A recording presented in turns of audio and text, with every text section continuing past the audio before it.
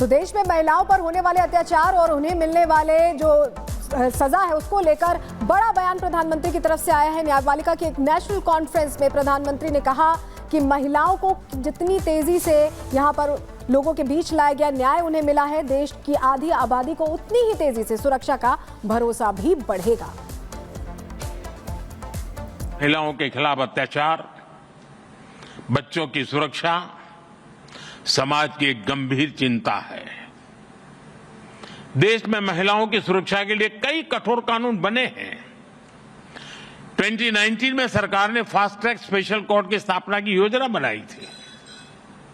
इसके तहत अहम गवाहों के लिए डिपोजिशन सेंटर्स का प्रावधान है।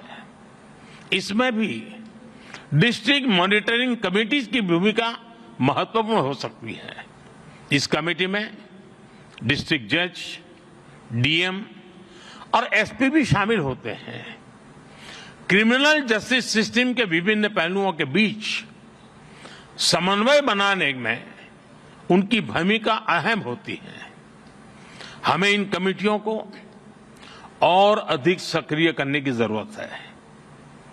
महिला अत्याचार से जुड़े मामलों में जितनी तेजी से फैसले आएंगे, आधी आबादी को सुरक्षा का उतना ही बड़ा भरोसा मिलेगा। तो प्रधानमंत्री नरेंद्र मोदी ने न्यायपालिका सम्मेलन में महिलाओं और बच्चों के प्रति जो अत्याचार हो रहे हैं उसका जिक्र करते हुए उन्होंने कहा कि ये बेहद ही चिंता का विषय है। ऐसे में कोशिश ये होनी चाहिए कि जल्द से जल्द महिलाओं और बच्चों को न्याय मिलना चाहिए ताकि लोगों का जो भरोसा है वो न्याय के प्रति बढ़े।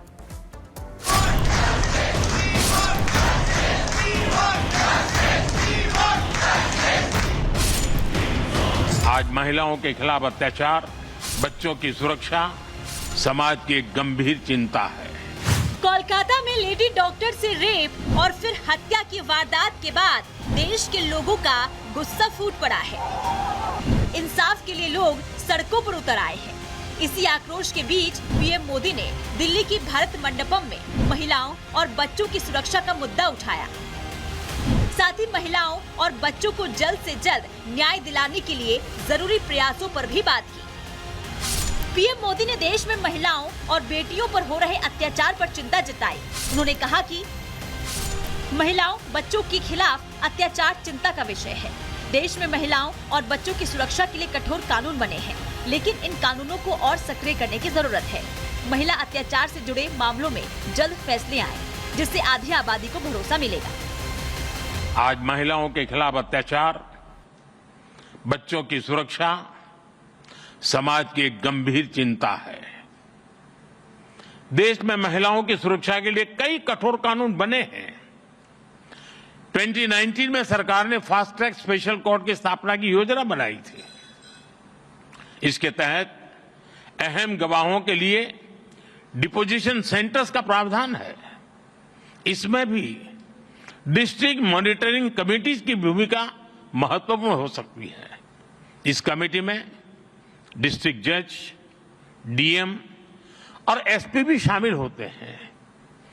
क्रिमिनल जस्टिस सिस्टम के विभिन्न पहलुओं के बीच समन्वय बनाने में उनकी भूमिका अहम होती है।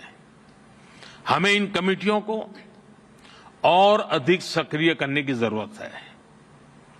महिला अत्याचार से जुड़े मामलों में जितनी तेजी से फैसले आएंगे, आधी आबादी को सुरक्षा का उतना ही बड़ा भरोसा मिलेगा। दरअसल प्रधानमंत्री नरेंद्र मोदी दिल्ली की भारत मंडपम में जिला अदालतों की नेशनल कॉन्फ्रेंस का उद्घाटन करने पहुंचे थे। इस दौरान सीजेआई डीवाई चंद्रचूड़ भी मौजूद रहे। वहां पीएम मोदी ने देश में हो रहे अत्याचार का मुद्दा उठाया। ये पहली बार नहीं है जब प्रधानमंत्री नरेंद्र मोदी ने महिलाओं पर हो रहे अत्याचार का जिक्र किया हो। इससे पहले महाराष्ट्र के जलगांव में पीएम मोदी ने कोलकाता कांड का जिक्र करते हुए अपराधियों को बड़ा मैसेज दिया था। पीएम मोदी ने साफ कहा था, ऐसे आरोपियों को बख्शा नहीं जाना चाहिए और इन्हें बचाने वालों पर भी कड़ी कार्रवाई होनी चाहिए। महिलाओं के खिलाफ अपराध अक्षम्य पाप है। दोषी कोई भी हो वो बचना नहीं चाहिए। उसको किसी भी रूप में मदद करने वाले बचने नहीं चाहिए। जिस भी स्तर पर लापरवाही होती है, सबका हिसाब होना चाहिए। कुछ दिन पहले प्रधानमंत्री नरेंद्र मोदी ने अपराधियों को न बख्शने की बात कही थी और अब न्याय दिलाने वाले जजों को भी संदेश दे रहे हैं कि पीड़ितों को जल्द से जल्द न्याय मिले, जिससे महिलाओं और पूरे समाज में सुरक्षा की भावना पैदा हो सके। Bureau report, Republic Bharat.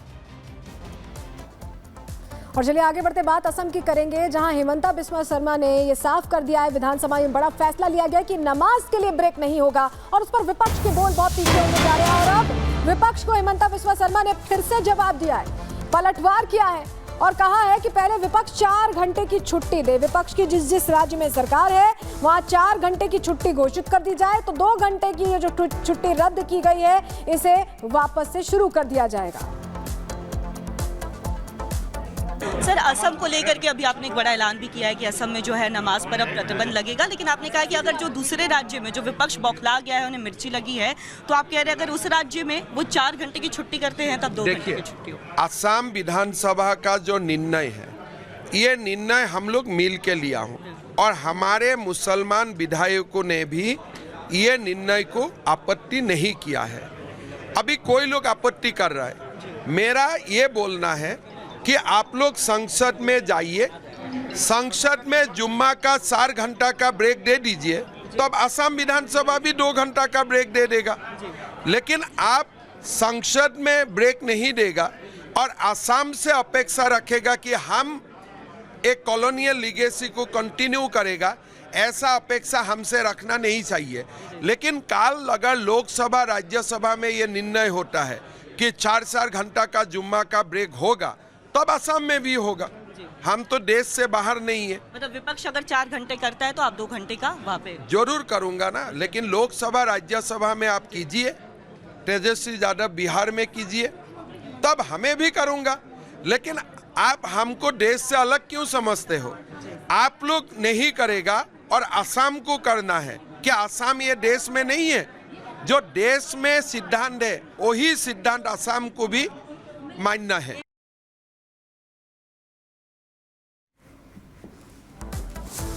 तो नमाज ब्रेक खत्म करने को लेकर सियासी घमासान शुरू हो चुका है। विपक्ष लगातार चौतरफा हमला करता हुआ नजर आ रहा है, जिस पर अब सीएम हिमंता ने बयान भी दिया और ये कहा कि ये मेरा अकेले का लिया गया फैसला नहीं है, बल्कि सर्वसम्मति से लिया गया फैसला है। रिपोर्ट के जरिए आपको दिखाते हैं।